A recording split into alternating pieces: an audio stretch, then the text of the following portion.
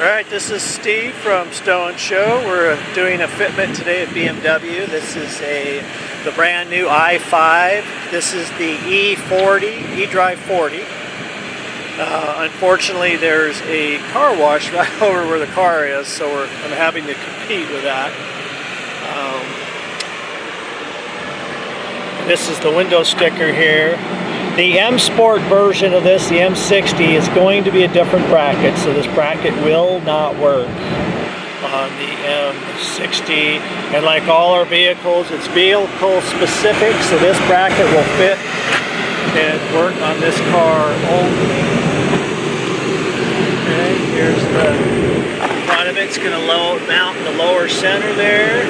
There's a couple of factory screws, so that's nice. There's not always factory screws available, but on this particular model there is, so this will be a no drill.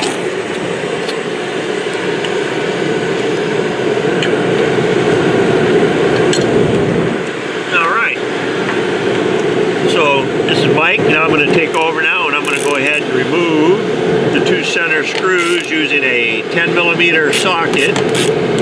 We will not be reusing these screws, and again, like Steve mentioned, we're kind of competing with the dealership's car wash, so we're having to talk loud, but the only option is either film it or not, so we're going to go for it. Hopefully it'll come out alright. Alright, two factory screws out, and again, we will not be reusing those, so we're going to go ahead and put new ones in. We're going to be using two 4.8 by 25s and two 5/16 spacers. So you can go ahead and put the screw through the bracket and start it in the hole.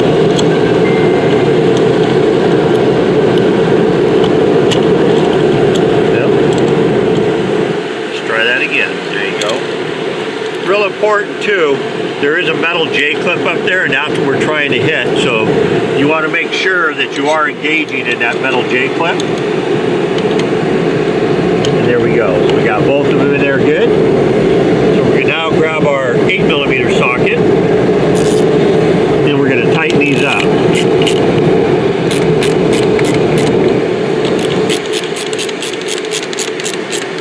And again, like I said before, these are going into a metal J-clip, so you can snug these up pretty good. And you can say there is some give here on this i5, but we're using a front that'll have a pad. It'll help shore everything up, so it'll be okay. So once everything's tight, you're going to go ahead and take your front, start it into the tubes, pull the pull pin, slide it till it locks into place, and now you can see the rubber pad. Now that's holding everything pretty good. Yep, there it is from the sides. It's about a 1/4 inch or so off the bumper.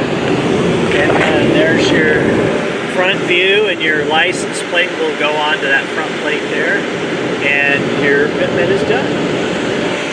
We're going to now show you how to mount the license plate to the front bracket. You're going to take your plate, take the screw, put it through the plate, then line it up on the bracket, like so.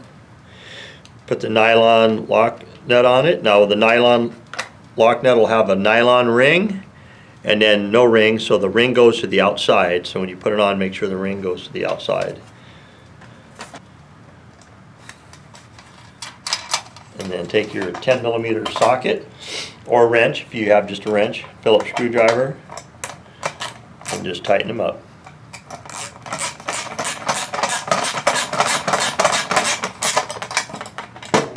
Ring in there is going to keep it from rattling off. So there you go. That's what it should look like when you're all done.